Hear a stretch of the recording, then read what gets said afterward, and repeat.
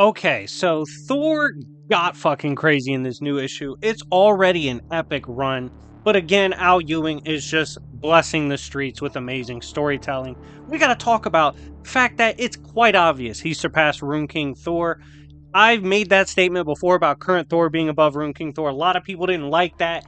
Now you got some more damn proof to it. So let's get into what happened in this issue. But before we do, smash the like button. Let's say 300 plus likes. That would be amazing. But honestly, give as many likes and comments as you can, because the more we get of those, the more my channel gets into the algorithm and really helps me grow. Thank you guys so much for your love and support, and check out my Discord as well, where we do games, prizes, giveaways, D&Ds, and more. With that out the way, let's get into what happened in this issue of Thor, because it was an absolute banger. So the comic starts off with us believing Thor just got cheesed, right? Like, it looks like he just took the L immediately. He appears to be going through the all sleep as he wakes himself up. So initially you're like, okay, he just negged the all sleep. But you realize he just got folded by some God of Stories Loki magic. So let's get into what's going down once he got hit with this cheese, right? Well, Loki is negging him by sealing him in a rune. The rune being one of the highest forms of magic you could possibly use, because only Loki can use it.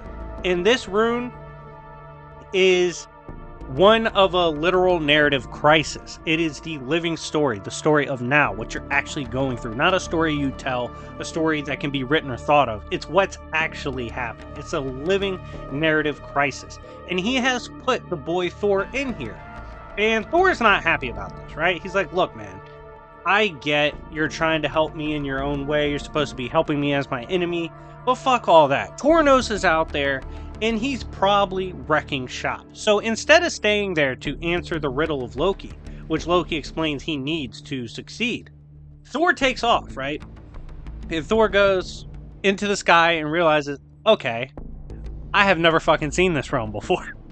Keep in mind, this is pretty crazy, because this is a Thor with the all power. He's seen most of existence. At this point, he's like, I don't even think this is a part of our existence or our reality. So he's not sure when he would actually get out of this realm, wherever he is. And the reason that's important is because Tornos could destroy Midgard and Asgard at that point. So at this point, Thor is furious. And he pulls back up on Loki and he goes, yo, Loki, enough of the fucking games. Midgard's in trouble. My friends are in trouble. You're going to let me out of here and give me the power. And Loki hits his ass with the that's too bad 3000. He looks at him and says, no, I gave you a fucking game to play. I gave you a riddle. You're going to solve that riddle. Stop bitching and get the job done. Then Loki dips because he's a monster, right? And Thor stuck in there. When he's stuck, he starts unleashing his absolute power on the realm. He's destroying part of the land where he is. He's fucking up this realm. He's just letting loose all of his frustration. Thor's been going through it, man. Like, it's been rough for the kid. And he's just pissed off because Loki's not making it easy for him. This is when we see his anger subside and he says, okay, let me start trying to approach this riddle differently. Let me not just be strength-oriented about it. And he starts crafting material, right? Because he's given a hint about his helmet, and he's like, okay, I can craft this Asgardian metal into something amazing. And it turns out Thor just happens to be the greatest blacksmith ever, most likely due to his connection with Mjolnir, but it's stated no one can wield a hammer like him. So, therefore, by proxy, he's just the best blacksmith. At this point, he creates a blade, right? And he says this blade is so sharp, it can even help me cut through riddles. You know, it's supposed to be sharp enough to even shave my beard. He starts shaving, and this is a funny moment, because Loki shows up, and Loki's like, yo, what are you doing? And he's like, I just made a blade and shaved, and I'm trying to figure out what's going on. And Loki was like, oh, thank God.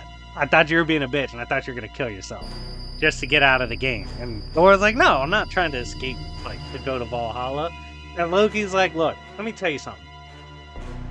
If you knew your own power, if you knew how strong you were, you would understand that no place, including Valhalla, can contain you.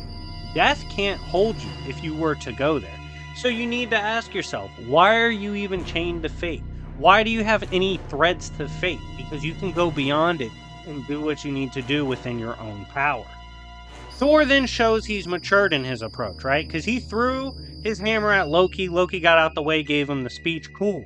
But he summons Mjolnir back and he breaks the rune. This is important because remember, this is God of Stories Loki, and God of Stories Loki's response implies he actually didn't see that coming from Thor, which is important because it shows Thor is starting to go beyond even hyper narratives that go beyond narratives written by the authors, right? And he says, "Oh shit, you're trying to cause mutual destruction." Well, that's not how it works. And we see you can't really fuck with Loki at this point because Loki literally just fixes the rune. It has no issue doing that, which is crazy. This is a high level of magic. This is the same kind of magic that gave Rune King Thor his powers, right? And this is baby toys to fucking Loki. That's insane. This is when Thor begins to view the riddle in a different light. He's like, okay, I need to cook with a different pot. This shit's not working out for me. There are narratives and stories, but what's important about this rune is this is the lived story, the active story, the one now, the journey, what is actually occurring instead of what the character wants to occur. And this is when we see Thor begin to forge more of a weapon using part of the forest that he didn't destroy when he was trying to level the realm just out of anger, right? And he creates Ormod, the riddle solver, the first of three. It is implied this power is so extreme, it can emulate Loki's tricks, powers, and even his rune magic. That's when Loki pulls up, right? And Loki goes, yo, just letting you know, you have to die right now if you keep going. Matter of fact, pledge Asgard to me, or else you'll lose. Like, there's no other answer. And that's when Thor looks at him and he goes, oh, thank you for showing up and confirming, Loki, because the one thing I know for sure, I did have some doubts about what I was doing, but the one thing I know for sure is that any Loki showing up, demanding a throne, is not a real Loki. That is a liar. Loki doesn't want the throne. And he continues with the forging of the rune magic staff, and he copies the power of God of Stories Loki. He forges a narrative crisis and gets out of there. Literally escapes the room. And he's like, yo, Loki, I appreciate all you did by showing me these things, but why the fuck didn't you just give me the answers? And Loki goes, look, in these times, at this moment, and what we were just going through, you didn't need a friend.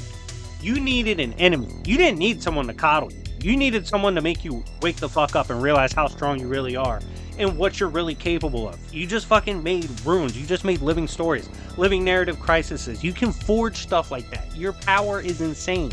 The will of Thor goes beyond even the power that could be bestowed upon you, like the all power, which is a disgusting statement with high implications.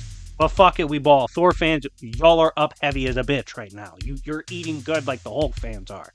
This is when Thor say, okay, I understand what you're saying, but now, at this part, we do need allies. And we need to bring forth the goddess of storms. And that's when we see the most random fucking crossover. Storm is pulling up. That's right. It's time for Storm to really level up. Because if she's fucking with the Utgard, hey, that's big fucking Storm. Now, granted, she is doing some pretty crazy shit as a modern day mutant, being a beyond Omega level, brawling briefly with the likes of Uranos. She is impressive. I love Storm. Always have loved Storm since I read the Claremont run. But oh man, it's gonna be rough. Hopefully they amp her. But if she is on the level to fuck with the Utgard anyway, she's goated as fuck. You can't really tell me shit at that point. It's also kind of confirmed in the author's note that Loki is indeed scheming on the Utgard. They're kind of aware of it, but they're not sure how to stop it, which just shows the god of stories, or the goddess of stories, Loki, is absolutely broken. In the next issue preview, talks about how Thor will summon the Four eventually, with the Four being apparently some kind of team that will be able to take on the Utgard, which is amazing to see play out. I'm not sure who the Four will be. Now, what do I think of this issue after getting it out of the way and breaking down everything that happened? I love it. I love this run so far. I do have a couple question marks moving forward. The weapons, Tornos or whatever, it looks like it's above Mjolnir, which is fine. I have no problem with that. But what are the other 3 weapons that are going to be forged? Because that's pretty broken. He does have his Narrative Crisis rune magic staff that he's carrying around now, which is just crazy. And this new weapon, my boy Thor is ready for whatever. But Storm kind of came out of nowhere, and after reading it and, reacting in server with some of my friends, I see more why they probably are using it. For example, it's likely they are using Storm because Tornos seemed to be more the god of storms, not the god of thunder, which is more Thor's like niche, So I'm gonna say they amp Storm. Storm did get stronger in recent comics anyway, but she's gonna need more help to do anything to the Utgard. So I'm excited to see how that goes. I'm excited to see Loki play further into the story, and overall, it's a banger of a run. But anyways, guys, thank you so much for watching. Make sure to leave a like and a comment. Subscribe if you haven't already. Join Goon Nation, and I will see y'all later. Peace.